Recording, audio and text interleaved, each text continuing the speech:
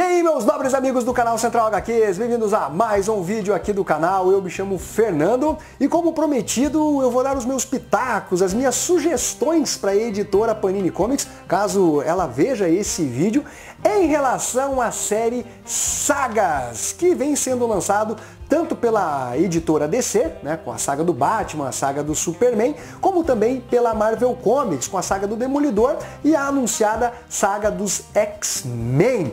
Nós temos lendas do universo DC e a coleção histórica Marvel, que basicamente são a mesma coisa, né, do que a saga, só mudou o nome, o formato é justamente o mesmo, capa cartão, com papel offset colorido, o preço também é bem similar entre as publicações, e eu resolvi fazer a minha listinha nesse vídeo de materiais da DC Comics que poderiam se encaixar dentro desse formato da saga DC Comics.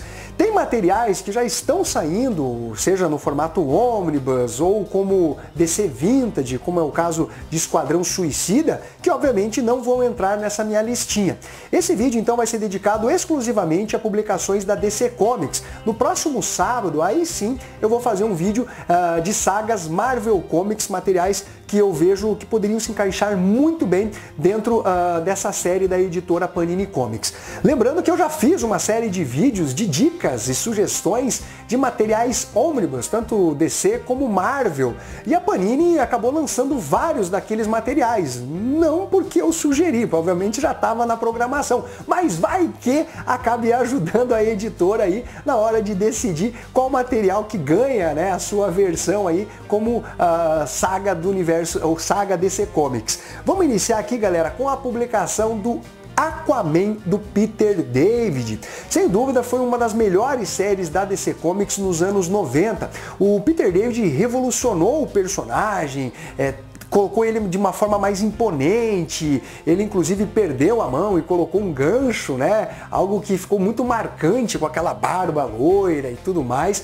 Então foi uma publicação que muitos fãs aqui no Brasil gostavam das histórias, né, do Aquaman, mas que não teve todas as histórias publicadas aqui no Brasil.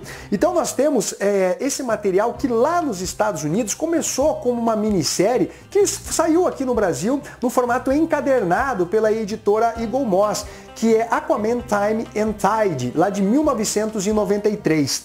A série mensal periódica do Aquaman, ela durou da edição 0 a 46 com a fase escrita pelo Peter David. Depois quem assume o material é o Dan Abnett, seguido do Erik Larsen, e quem finaliza essa série do Aquaman é o Dan Jurgens, que foi finalizado lá na edição número 75. Então, se considerarmos apenas a fase do Peter David à frente do Aquaman, que é sem dúvida o melhor, vai da edição 0 a 46. Tem os anuais e alguns especiais também.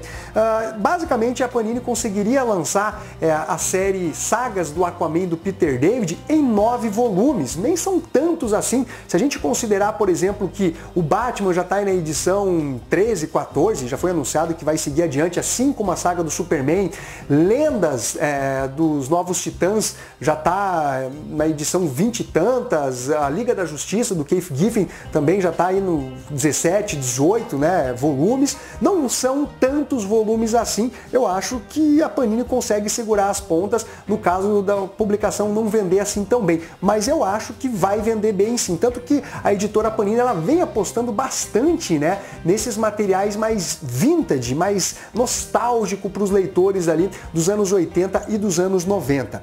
A segunda série que eu separei aqui para vocês é o Superboy do Carl Kesel.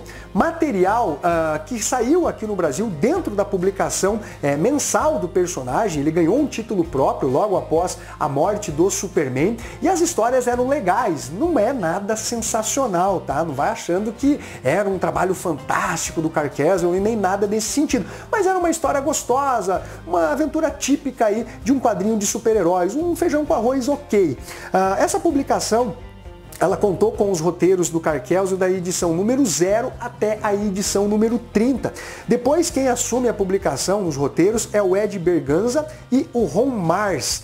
Depois, o Karl Kesel, ele volta para a série do Superboy nas edições 50 a 79, e aí ele termina essa série que foi até a edição número 100. Então, ele escreve a edição número 100.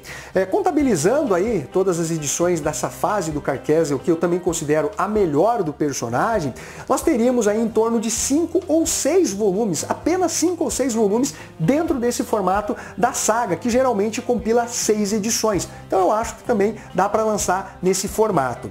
Outra publicação foi Lanterna Verde, a fase de Kyle Rayner como Lanterna. Nós temos a fase escrita pelo Ron Marz, que basicamente lá nos Estados Unidos ela tem a edição número 0, né? Assim como outras do Aquaman, do Superboy, enfim.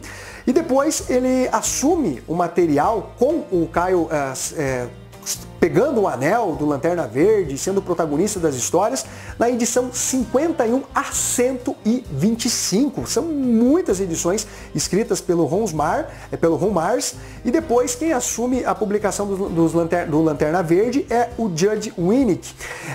E o Ron Marz, ele volta nas edições 176 a 181. Então, se a gente considerar essa fase inicial, das 51 a 125, mais essa edição 0, daria em torno aí de 12 ou 13 volumes, já considerando aí os anuais do personagem, ou algum especial, crossover com determinado título. Então são 12 ou 13 volumes, algo que está abaixo do que já vem sendo lançado, tanto como a saga do Superman e lendas do universo DC. Outra série, essa aqui eu considero uma das melhores dessa minha listinha aqui, galera, é Questão do Denny O'Neil. Meu Deus, como isso aqui é bom, galera! A publicação ela já saiu no Brasil pela editora Abril Jovem, dentro daquele formato americano que saíam as histórias Caçadores, né? O título era Caçadores e tinham as histórias do Arqueiro Verde do Mike Grell e também do Questão. A Panini chegou a lançar um encadernado capa dura do Questão, que eu acho que compila 6 primeiras histórias, que é bem legal, inclusive eu indico para vocês. E esse material, ele teve 37 edições americanas, mais anuais e especiais. Considerando todo esse número de edições aí, dá basicamente para concluir a série do Questão dentro do formato de saga em 7 volumes. Não é muita coisa, olha que bacana. E a gente teria uma série espetacular, é sério. Questão realmente vale muito a pena. Outra publicação, e essa também entra na minha lista aqui, dentro do que eu selecionei como uma das melhores, né, que poderia sair dentro desse formato saga, é o Arqueiro Verde do Mike Grell. Meus amigos, como isso é bom! Saiu também dentro da publicação Caçadores, no formato americano, e em formatinho também saiu alguma coisa. E pela editora Eagle Moss saíram vários arcos de histórias dessa fase do Mike Grell, que é muito, muito longeva. Então nós temos a publicação escrita e desenhada pelo Mike Grell, e depois ele contou com outros artistas colaborando, mas ele fazia os roteiros, da edição número 1 a 80. Com um run realmente bem longo. Basicamente isso dá 14 volumes de publicação e é em altíssimo nível. Eu não diria todo esse run de 80 edições, mas você tem vários arcos de histórias, principalmente aqueles selecionados pela editora Eagle Moss, que realmente são muito, mas muito bons. Outra série que eu separei aqui, galera, e na verdade eu acho um pouco complicado a editora Panini lançar, visto que ela já lançou como Lendas do Universo DC, mas lançou apenas 4 volumes, que são os 4 desenhados pelo George Pérez, que também faz o roteiro da publicação, que é a série da Mulher Maravilha. Porém, se a gente considerar a publicação lá fora, né, nós tivemos as edições 1 a 62, que tem os roteiros do George Pérez à frente do título da Princesa Diana. E aqui no Brasil foi até a edição número 24, então seria da 24 a 62. Não sei se a Panini teria interesse de continuar, né, a partir da onde parou Lendas do Universo DC, ou se iniciaria, né, fazendo lá do começo e tudo mais. Depois, quem assume é o William Messner Loebs, ele que contou inclusive com os desenhos do Deodato Jr., que, se eu não me engano, ele desenhou a edição número 85, Deodato, e depois ele assume a partir da 90 e vai até a edição número 100. E o Deodato nessa época causou ali um grande furor, né? Nossa, a arte desse brasileiro, como ele desenha muito bem as mulheres, de forma linda, sensual e tudo mais. Mas foram poucas edições desenhadas pelo Deodato, apenas 10, mais a 85, são 11 edições. E saíram aqui no Brasil essas histórias em formatinho. Eu acho que foi dentro da publicação do Shazam, se eu não me engano, que saiu as histórias da Mulher Maravilha. Temos ainda mais uma série da Mulher Maravilha que se encaixaria muito bem dentro de saga, né, desse formato, que é a Mulher Maravilha de John Byrne. Sim, para quem não sabe, o John Byrne também trabalhou com a Princesa Diana. E nós temos esse run do John Byrne que foi da edição 101 a 136. São 6 volumes dessa fase do John Byrne, que é legal, é ok, nada espetacular, não vá achando que é um dos trabalhos memoráveis do John Byrne e nem nada nesse sentido.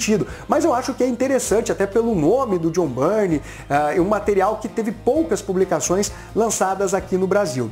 Aí nós seguimos aqui com as criações de Jack Kirby, como por exemplo, Quarto Mundo por John Byrne. Mais uma vez John Byrne, que vem ganhando muitas e muitas publicações pelas mais diversas editoras, né? Nós temos aqui um run que vai da edição número 1 a 20, que basicamente pode ser compiladas em apenas 3 volumes. 3 volumes você dá conta aí do Quarto Mundo do John Byrne. Temos também o Orion de Walt Simonson, ele que ganhou notoriedade escrevendo e desenhando as histórias do Thor, o Deus do Trovão. Também passou pelo Quarteto Fantástico, tem Fusão e Destrutor, que eu acho espetacular, material fenomenal mesmo.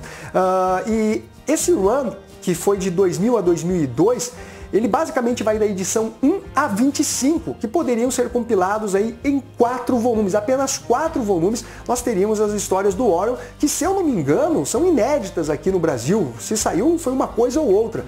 Talvez pela Ópera Gráfica, alguma coisa nesse sentido. Mas eu acho que é um material inédito, então seria interessante aí, porque é uma fase legal do Orion. E finalizando a minha listinha de publicações DC Comics, galera, nós temos o Lobo de Alan Grant, um material porra louca, divertido, que conta com vários artistas na publicação, material que vai da edição número 0 a 64. Seriam basicamente 10 volumes aí para concluir, né, o Lobo do Alan Grant. Então, galera, essas são as minhas dicas de publicações DC Comics que poderiam justamente sair nesse formato. Acho que se encaixaria bem, não é tão custoso, né? Claro, hoje os quadrinhos custam caro, mas dentro do que vem sendo publicado, seria uma das edições com melhor custo-benefício. Quais outros materiais vocês colocariam na lista aí que não está saindo em outros formatos, seja Marvel Vintage, seja no formato ônibus, que vocês gostariam de ver da DC Comics sendo lançado pela editora Panini? E fiquem ligados que eu vou fazer também a minha listinha de sagas da Marvel Comics. Então é isso daí, galera, espero que vocês tenham curtido esse vídeo. Não esqueça de dar o seu like, compartilhar e ficamos até a próxima. Fui!